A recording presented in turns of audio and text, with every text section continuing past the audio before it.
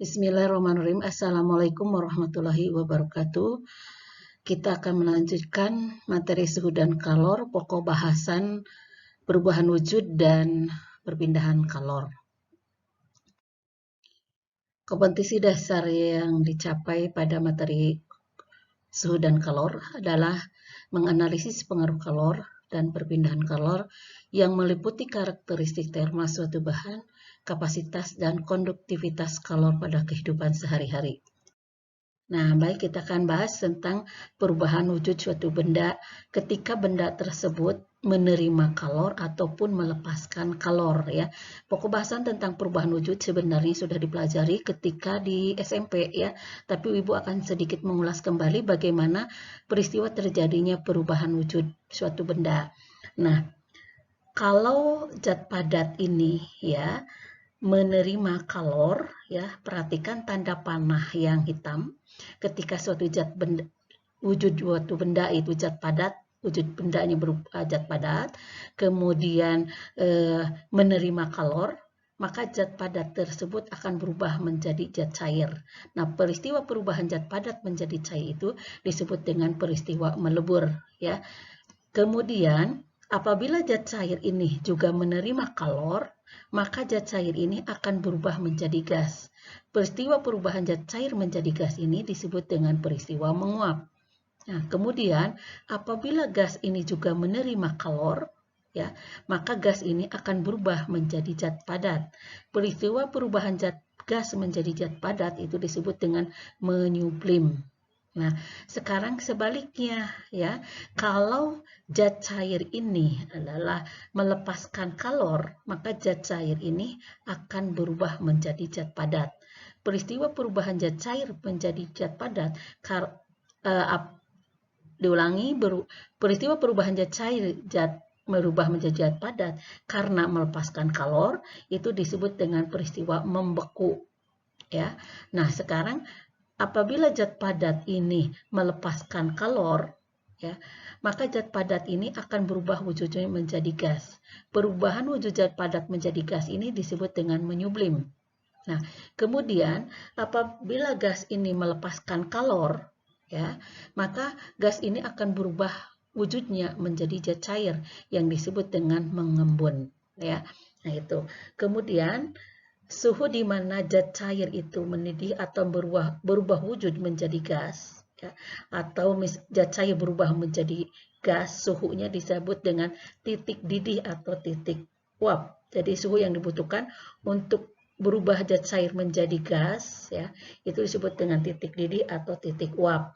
Nah, suhu di mana gas berubah menjadi zat cair, ya, suhu di mana gas ini berubah menjadi zat cair, ya, disebut dengan titik embun. Jadi gas berubah menjadi cair, kan itu kan peristiwa mengembun. Sedangkan suhunya disebut dengan suhu yang disebut dengan titik embun. Ya. Jadi titik embun itu ada suhu di mana gas berubah menjadi zat cair. Kemudian titik didih ini itu sama besarnya atau sama tingginya dengan titik embun ya. Kemudian suhu di mana zat cair itu berubah ya, di suhu di mana zat cair ini berubah menjadi padat atau membeku, disebut dengan titik beku. Nah, titik beku ini besarnya sama dengan titik lebur atau titik leleh ya, di mana suhu dibutuhkan untuk suhu suatu benda dibutuhkan. Diulangi, suhu di mana benda padat itu meleleh untuk menjadi zat cair. Nah, sekarang kita lanjutkan. Perhatikan ini adalah diagram kalau suhu untuk air ya. Ketika suhu air itu di bawah 0 derajat Celcius, itu bentuk wujudnya adalah bentuk es atau bentuk padat ya, airnya bentuk padat. Nah, ketika terjadi perubahan suhu ya, dari di bawah 0 sampai ke 0, itu kan dibutuhkan kalor ya, Q1 ya. Di mana besarnya kalor yang dibutuhkan itu adalah massa dikali kalor dikali perubahan suhu ya. Ini untuk es ya, masih es tapi berubah mau proses menuju kepada proses berubah menjadi air. Kemudian ketika suhu mencapai 0 derajat ya, itu adalah terjadi peristiwa mencair. Jadi esnya sudah melebur menjadi air ya. Nah, kalor yang dibutuhkannya adalah sebesar Q2, yaitu ditentukan oleh besarnya massa daripada es tersebut dan dikali dengan kalor lebur esnya ya.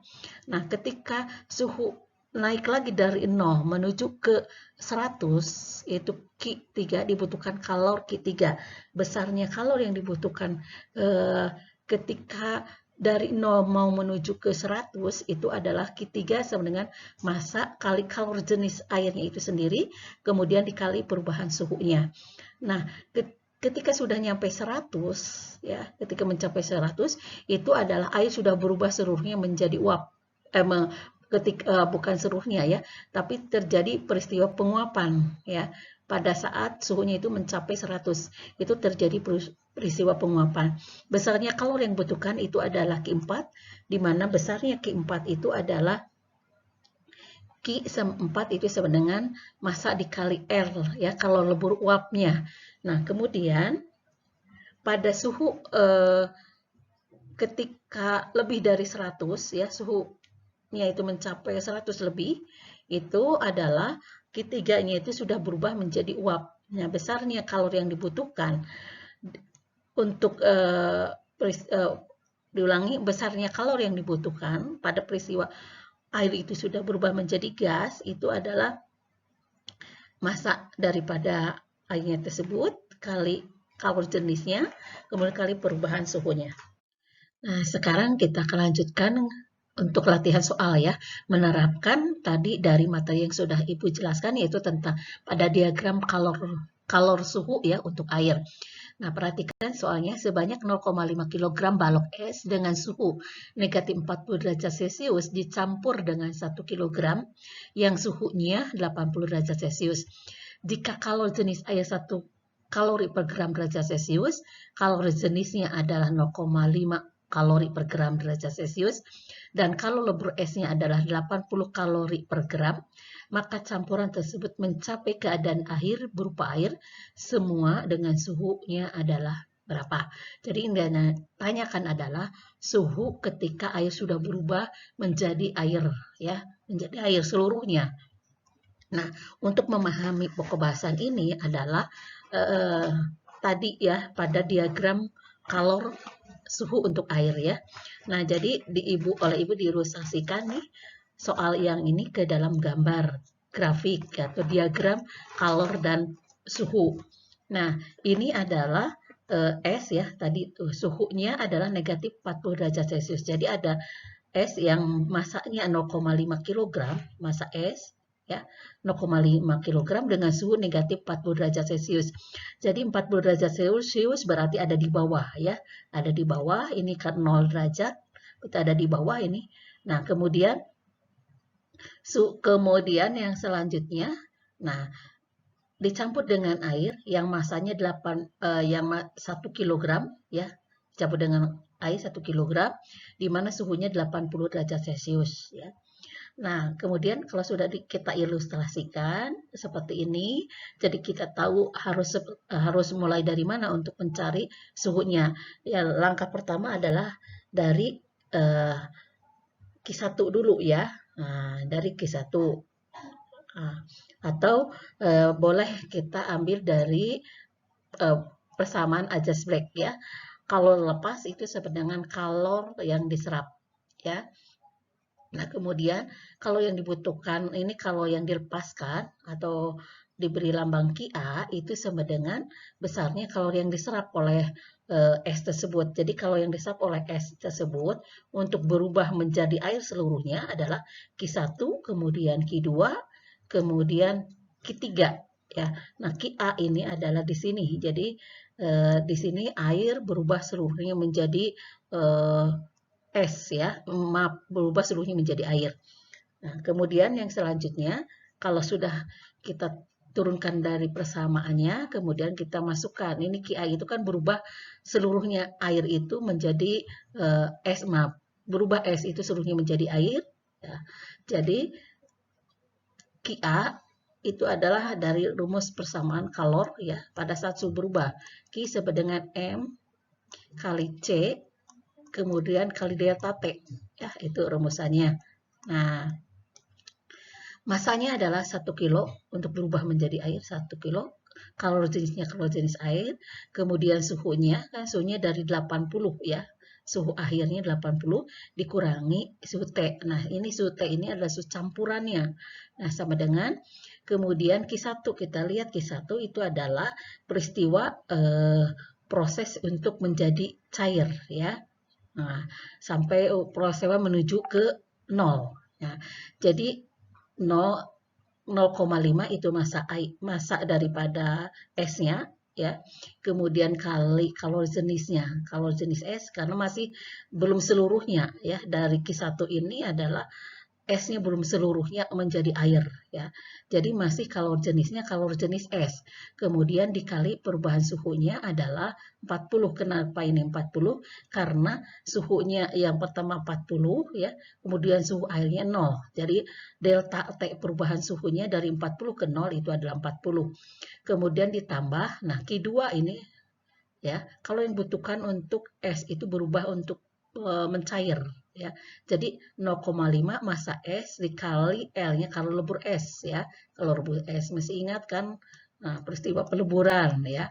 Massa dikali kalau lebur ya.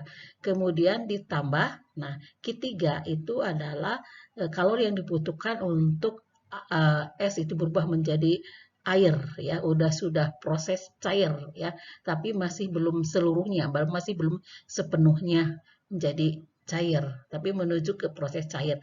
Jadi M-nya adalah 0,5, ini C-nya masih kalor jenis air, kemudian dikali T akhir. Inilah yang nanti kita butuhkan berapa suhu akhir campurannya.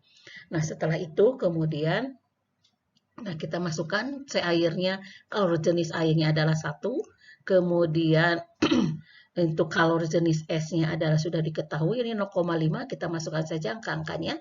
Kemudian ini 0,5 ya, kalau jenis S-nya. Nah, kalau jenis S-nya. Kemudian kalau leburnya adalah 80, kemudian kalau jenis airnya adalah 1.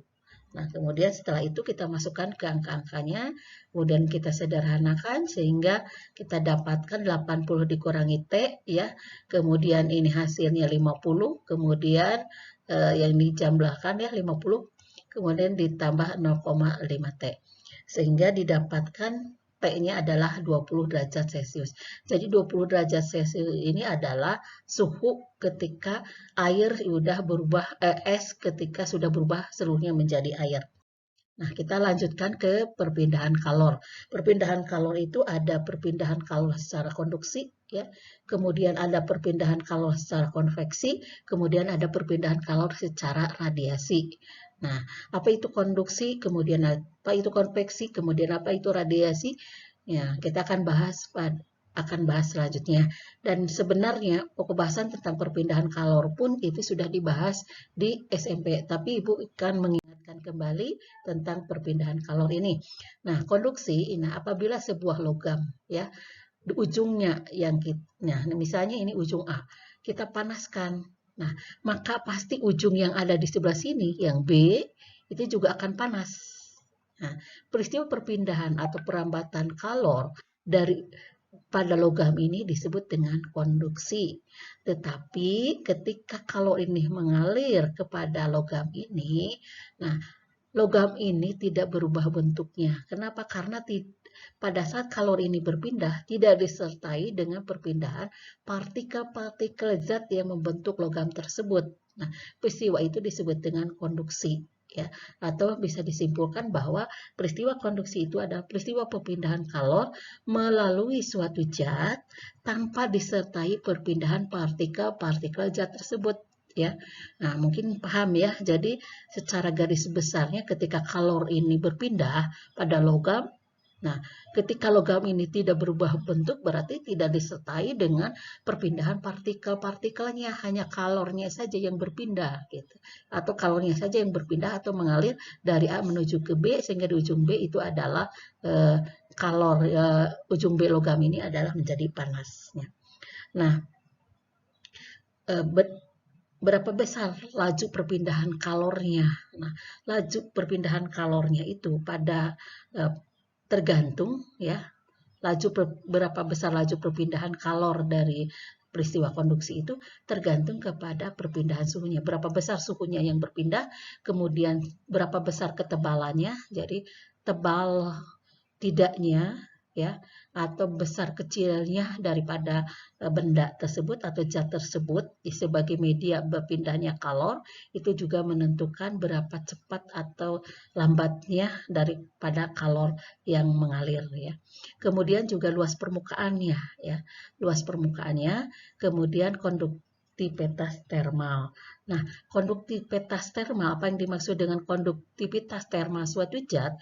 Itu adalah ukuran ya, ukuran kemampuan untuk menghantarkan panas. Jadi, ukuran kemampuan untuk menghantarkan panas suatu zat itu disebut dengan konduktivitas termal ya. Jadi diulangi bahwa laju perpindahan kalor pada peristiwa konduksi ini tergantung kepada perpindahan suhunya atau berapa besarnya suhu yang berpindah, kemudian ketebalannya ya, kemudian luasnya, kemudian juga konduktivitas termal zat atau ukuran kemampuan untuk menghantarkan panas. Jadi kalau ditulis dalam persamaannya adalah Q per T. Jadi Q per T ini adalah laju perpindahan kalor ditentukan oleh konduktivitas termal. Jadi K itu adalah konduktivitas termalnya. Kemudian A itu adalah luasnya. Kemudian delta T ada perubahan suhunya. Kemudian D itu adalah ketebalan dindingnya. Ya. Nah, kita lanjutkan. Kita coba terapkan ke dalam soal. Kamar Putri di rumahnya dilengkapi dengan pendingin ruangan atau AC. Agar suhu di dalam kamarnya bisa diatur sesuai dengan kebutuhan. Nah, jadi dipasang AC itu adalah supaya suhu di dalam ruangannya bisa diatur ya sesuai dengan kebutuhannya. Selain itu, ruangan kamar Putri dilengkapi dengan jendela kaca ya, jendela kaca yang tebalnya 3,2 mm. Yang luas dari kaca tersebut adalah 3 meter persegi. Suhu pada kaca jendela bagian dalam itu adalah 25 derajat Celcius, sedangkan suhu pada bagian luar itu adalah 30 derajat Celcius. Bila diketahui konduktivitas termal, nah ini konduktivitas termal tadi, ukuran kemampuan dari suatu zat untuk menghantarkan panas atau yang lambangnya K ya, maka kalor yang mengalir tiap detiknya, berarti yang ditanyakan ini adalah lajunya, laju kalor per setiap waktunya. Jadi yang ditanyakan adalah Q per T-nya ya, atau laju per laju kalor persatuan waktu ya. Nah, tinggal kita masukkan aja ke persamaannya. Q per T sama dengan K itu konduktivitas termal ya, sudah ada di soal. Luasnya juga sudah ada, perubahan suhunya juga sudah ada, ketebalan juga ada. Tinggal kita masukkan ke dalam angka tersebut. Konduktivitasnya 0,8, kemudian luasnya 3 mm ya. Nah, kemudian perubahan suhunya, nih perubahan suhunya kan dari 30 ya, suhu jendela kaca luar, ini 25 jendela kaca dalam, jadi terjadi perubahan suhu pada jendela itu adalah 30 dikurangi 25. Kemudian kali ketebalannya, nah ketebalannya di soal itu diketahui dalam milimeter, maka dirubah dulu ke dalam meter. Jadi 32 mm itu sama dengan 3,2 kali 10 pangkat min 3. Jadi lajunya, nah, laju kalor per setiap waktunya itu adalah 3.750 Joule per ton ya. Nah, kemudian konveksi. Ya, apa yang dimaksud dengan konveksi itu adalah perpindahan kalor melalui zat disertai dengan perpindahan partikel-partikel zat tersebut ya. Nah, ini ada kebalikan daripada konduksi tadi. Kalau konduksi itu tidak disertai dengan perpindahan partikel-partikelnya, tapi kalau konveksi disertai dengan perpindahan partikel-partikel zatnya. Nah, konveksi ini terjadi karena perbedaan massa jenis. Jadi ada beda massa jenis zat sehingga terjadi perpindahan partikel-partikel zat tersebut. Nah, konveksi ini terjadi dalam zat cair ataupun gas ya. Nah, bayangannya adalah bagaimana kalau kita memasak atau membuat bubur kacang misalnya.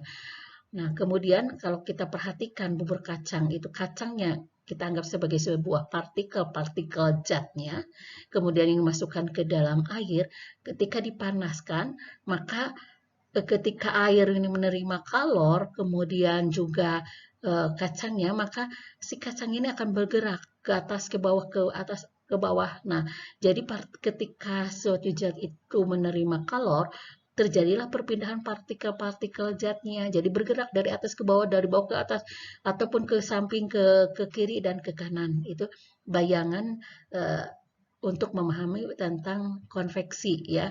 Jadi konveksi ini suatu zat apabila ketika menerima kalor itu disertai dengan perpindahan partikel-partikel zat tersebut.